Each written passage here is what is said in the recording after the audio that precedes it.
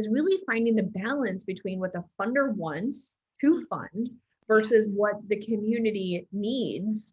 And as an organization that wants to keep staff retained, right? You want to keep your programming intact, but your funder, you know this, they'll shift their priority, same exact funder. It's not like the entire philanthropic space has changed their funding. It could be one funder funded this program, then the next year they decide we're going to move in a different direction.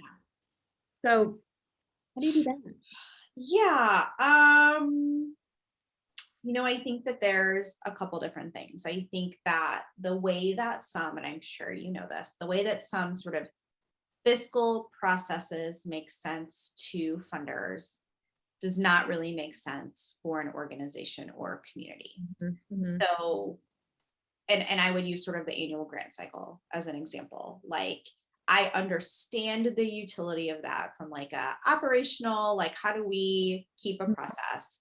But when I look at some of my, nonprofit clients who are like, we're asking for this money now, but it's not going to go till here. But then we have to like report before we have these things because this like it's not in service to sort of anybody, And so I think that there is an opportunity, honestly, for funders and nonprofits and stakeholders, right? Because ultimately, in many cases, funders and nonprofits are sort of another layer of gatekeepers in terms of getting resources to people with lived experience who are in it, right, every day.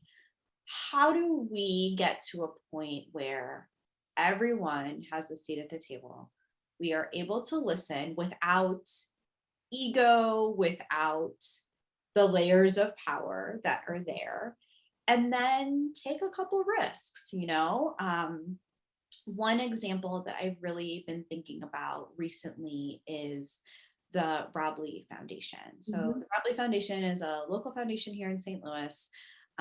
They have been funding sort of youth centered and education centered causes forever. I've worked with and for many nonprofits that have received a grant from the Rob Lee Foundation, and over the course of the last few years, they have engaged with a client of mine, Ford through Ferguson, in a number of ways.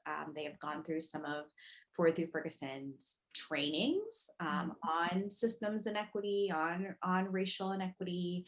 They have participated in the community conversations and teach-ins that we've held. They have studied the reports that Ford through Ferguson has released. They've invited the executive director of the organization to speak with members of the trustees, and out of that has come a really interesting evolution in how the trustees of the Rob Lee Foundation have decided to update their grant making criteria, and it really is a shift to looking at some systems and looking at some upstream causes.